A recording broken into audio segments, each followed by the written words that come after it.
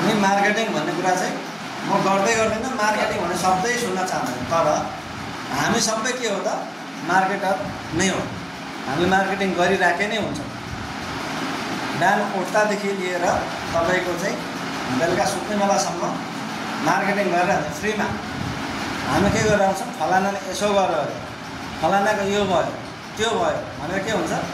एउटाले अर्कोलाई राम्रो नराम्रो कुरा सबै सेयर गरेर, त्यो पनि के हो त एउटा मार्केटिङ हो नि त। उसको राम्रो कुराहरू भयो भने पोजिटिभ मार्केटिङ हो,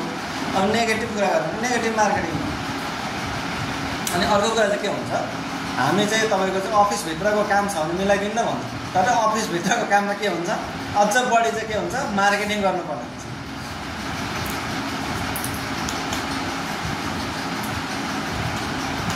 त्यो कुरा हामी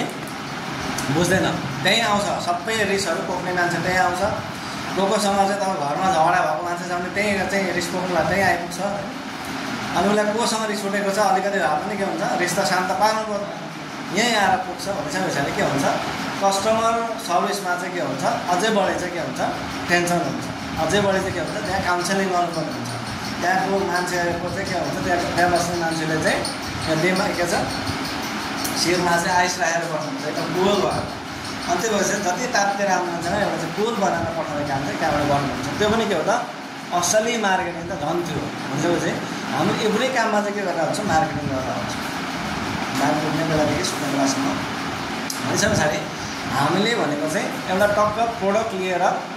हिँड्नुलाई मात्रै मार्केटिङ होइन क्या। भनिसके पछाडि हाम्रो कुन तपाईँको चाहिँ way of expression, way of talking यो सबै कुराहरूलाई चाहिँ के हुन्छ, हामीले मार्केटिङ हुँदै राख्न सक्छौँ। र अब हामीले चाहिँ इन्सुरेन्सको मार्केटिङ गर्नु पऱ्यो भने के गर्नु पऱ्यो, एलकेके थ्योरी भन्छ। एलकेके भनेको लोग क्या कहेंगे होइन,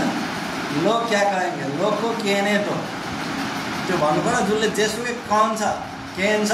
उसलाई भन्न दिनु पऱ्यो, हिँड्न दिनु पऱ्यो। तर आफ्नो काम चाहिँ जबसम्म तपाईँले पोलिसीमा साइन गर्नुहुन्न, जबसम्म तपाईँहरूले चाहिँ के गर्नु, पैसा रिसिभ गर्नुहुन्न, फर्म भराउनुहुन्न, डकुमेन्ट दिनुहुन्न, तबसम्म तपाईँहरूले के गर्नु, लगेर मुन्ना भाइ भन्ने चाहिँ एउटा चाहिँ तपाईँले सुन्नुभयो होला। त्यो चाहिँ लागिरहन्छ, जबसम्म हुँदैन तबसम्म लागिरहन्छ। तपाईँको चाहिँ यो जीवनको के हो त सफलताको मूल मन्त्र नै के हो, लगेर मुन्ना भाइ। जबसम्म हुँदैन तबसम्म लागि नै राख्नु। अब भाइले कोरिया भाषा पढ्दैछ पढिराख्नु पऱ्यो क्या, जबसम्म नाम छैन पढ्नु, मैले पढ्दैछ पढिराख्नु हुन्छ। पछाडि अब यहाँ बिमामा काम गर्ने त जबसम्म बिमा हुँदैन त्यो मान्छेको पछि लागिराख्नु पऱ्यो,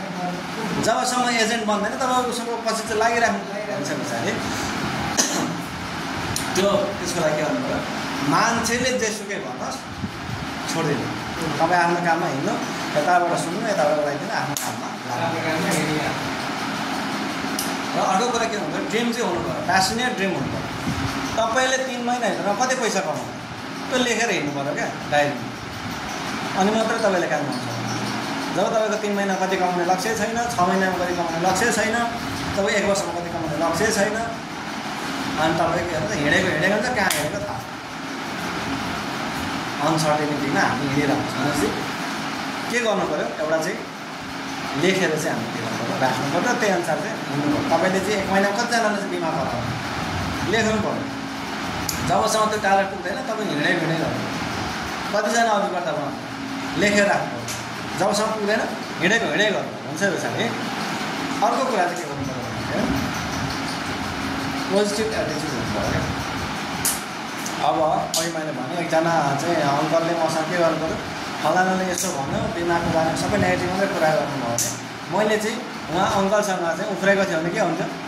त्यहाँबाट के रिजल्ट आउँथ्यो आउँदैन। तर उहाँको सबै कुरा सुनिसके पछाडि फेरि मैले चाहिँ के भने उहाँसँग चाहिँ कुल भएर कुरा गरिसकेपछि उहाँसँग कुरा लिइसके पछाडि उहाँले फेरि मलाई सहयोग गर्नको लागि तयार हुनुभयो। उहाँले फेरि बिमाको कुरा चाहिँ सुन्न तयार हुनुभयो। हुन्छ पछाडि उहाँ चाहिँ अफिसमा आउने वातावरण पनि भयो। हुन्छ पछाडि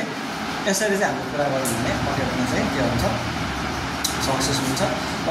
पोजिटिभ एटिट्युड भयो भने के हुन्छ, एटिट्युड डिटरमाइन्स अल्टिट्युड। भनेपछि हामीले जस्तो व्यवहार चाहिँ हामीले देखायौँ त्यही अनुसार चाहिँ हाम्रो उचाइ चाहिँ कहाँसम्म पुग्ने त्यो चाहिँ हामीलाई आफ्नै व्यवहारबाट चाहिँ के हुन्छ थाहा हुन्छ।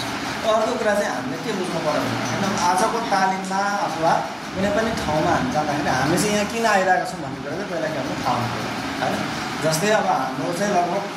3-4 घन्टाको टाइम चाहिँ हामी के गर्दैछौँ खर्च गर्दैछौँ नि हैन बिहानदेखि अब अहिलेसम्म समयमा 3-4 घन्टाको हामीले टाइम चाहिँ खर्च गर्दैछौँ त्यसपछि त्यो खर्च भयो भने चाहिँ त्यो प्रोडक्टिभिटी हुनु पऱ्यो नि त्यसबाट केही न केही रिजल्ट आउनु पऱ्यो मैले केही तपाईँलाई बुझाउन सक्नु पऱ्यो तपाईँले केही बुझ्नु सक्नु पऱ्यो तपाईँले केही कमाउनु सक्नु पऱ्यो होइन भने त आजको बिदाको दिनमा पनि हामीले त समय त बर्बाद गरिरहेको छौँ नि त बरु हामी 4जना मिलेर घुम्न गएको थियौँ भने एउटा रिजल्ट आउँथ्यो होला होइन कमसेकम रमाइलो हुन्थ्यो अब हामी दिनभरि म पढाएको तपाईँहरू सुनेको भोलि केही पनि रिजल्ट आएन भने के गर्ने सबैको समयको बर्बादी हो आफ्नो आयु मध्येको 4 घन्टा हामीले त्यत्तिकै बर्बाद गऱ्यौँ अब तपाईँले राम्रो कुरा त तपाईँहरूले सुनाउन सक्नु भएन